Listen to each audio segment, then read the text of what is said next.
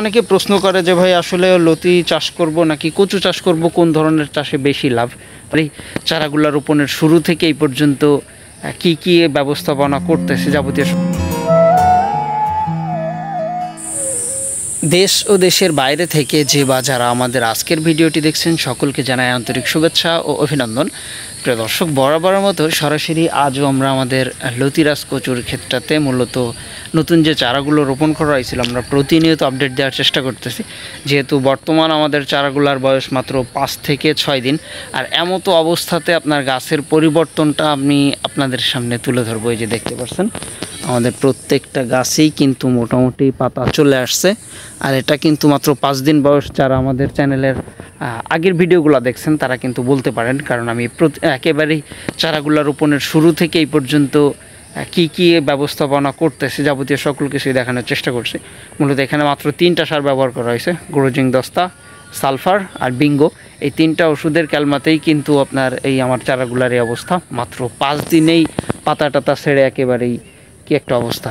আর আপনি যদি সঠিকভাবে পরিচর্যা করতে পারেন আর আপনার চারাগুলা যশোরের লতিরাজটা যদি আপনি সংগ্রহ করেন বা চারাগুলা রোপণ করেন, এই যে দেখেন আমাদের পুরো জমিটাতেই যেভাবে পানি দেওয়া, প্রত্যেকটা গাছের গোড়াতেই 1-1.5 ইঞ্চি 2 ইঞ্চি করে কিন্তু পানি রাখা।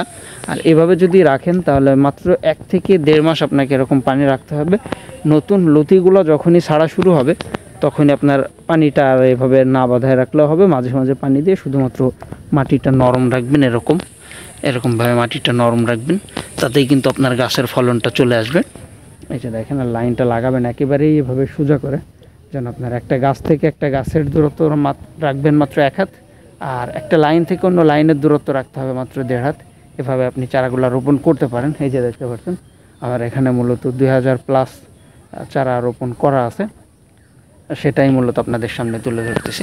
তো অনেকে প্রশ্ন করে যে ভাই আসলে লতি চাষ করব নাকি কচু চাষ করব, কোন ধরনের চাষে বেশি লাভ। তা তাদের জন্যই মূলত ভিডিওটা। সরাসরি আমরা কিন্তু একেবারে কচুর ক্ষেত থেকে, কারণ লতি চাষ করলে আপনার প্রত্যেক সপ্তাহে আপনি একটা ফলন পাচ্ছেন, আর যদি কচু চাষ করেন সেই ক্ষেত্রে আপনাকে 3 মাস বা 4 মাস পর একটা ফলন পাবেন। তো অবশ্যই প্রত্যেক সপ্তাহে ফলন পাওয়াটাই বেশি লাভজনক, যদি আপনি সঠিক চাষ পদ্ধতিটা জেনে থাকেন আর সঠিক জাতের চারাটা সংগ্রহ করতে পারেন। তাই এরকম সঠিক জাতের চারা যদি সংগ্রহ করতে চান, অথবা যদি লতিরাজ কচুটাই আপনি চাষ করতে চান, তার জন্য অবশ্যই আমাদের ভিডিও স্ক্রিনে দেওয়া নাম্বারে যোগাযোগ করবেন। আমরা সর্বোচ্চ 24 থেকে 48 ঘন্টার ভিতরেই সুন্দরবন কুরিয়ারে এ সকল চারাগুলা ডেলিভারি করি, যেটা আপনি চাইলেই আপনার কাঙ্ক্ষিত স্থান থেকে আপনি সংগ্রহ করতে পারেন। প্রিয় দর্শক, এই ছিল মূলত আমাদের আজকের ভিডিওটা। দেখা হবে পরবর্তীতে আবার নতুন কোনো ভিডিওতে। সে পর্যন্ত সবাই ভালো থাকবেন, সুস্থ থাকবেন। আল্লাহ হাফিজ।